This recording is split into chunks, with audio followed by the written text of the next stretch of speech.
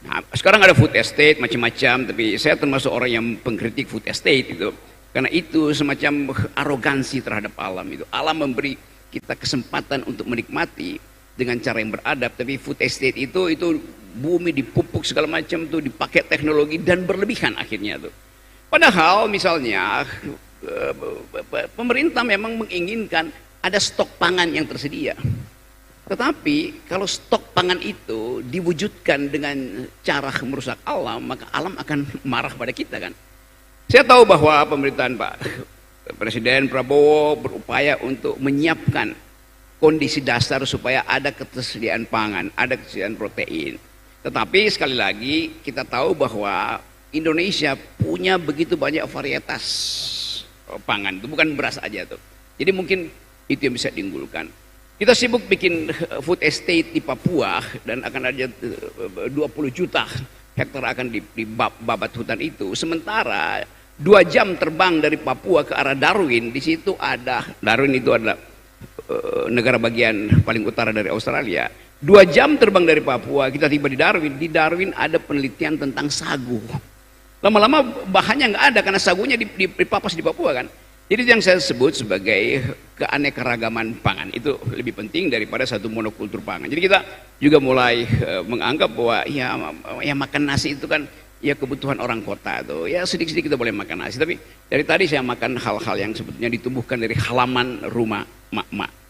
Tidak mungkin padi itu dari halaman rumah. Tapi pangan yang tersedia di kita itu didasarkan pada keinginan kita untuk menghemat energi produktivitas kita, sambil membayangkan bahwa hidup sehat itu adalah pertaruhan peradaban. Nah, sekarang ada food estate macam-macam, tapi saya termasuk orang yang pengkritik food estate itu. Karena itu semacam arogansi terhadap alam itu. Alam memberi kita kesempatan untuk menikmati dengan cara yang beradab, tapi food estate itu bumi dipupuk segala macam tuh, dipakai teknologi dan berlebihan akhirnya tuh. Padahal misalnya pemerintah memang menginginkan ada stok pangan yang tersedia.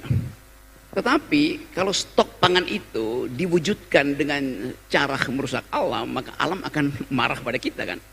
Saya tahu bahwa pemerintahan Pak Presiden Prabowo berupaya untuk menyiapkan kondisi dasar supaya ada ketersediaan pangan, ada ketersediaan protein.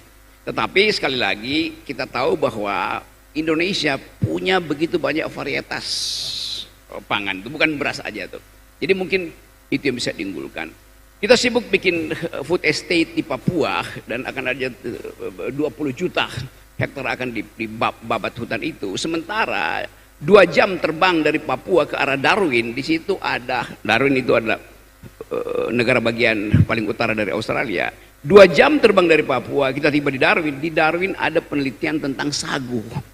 Lama-lama bahannya nggak ada karena sagunya dipapas di Papua kan. Jadi yang saya sebut sebagai keanekaragaman pangan itu lebih penting daripada satu monokultur pangan. Jadi kita juga mulai menganggap bahwa ya makan nasi itu kan ya kebutuhan orang kota tuh. Ya sedikit-sedikit kita boleh makan nasi. Tapi dari tadi saya makan hal-hal yang sebetulnya ditumbuhkan dari halaman rumah mak-mak.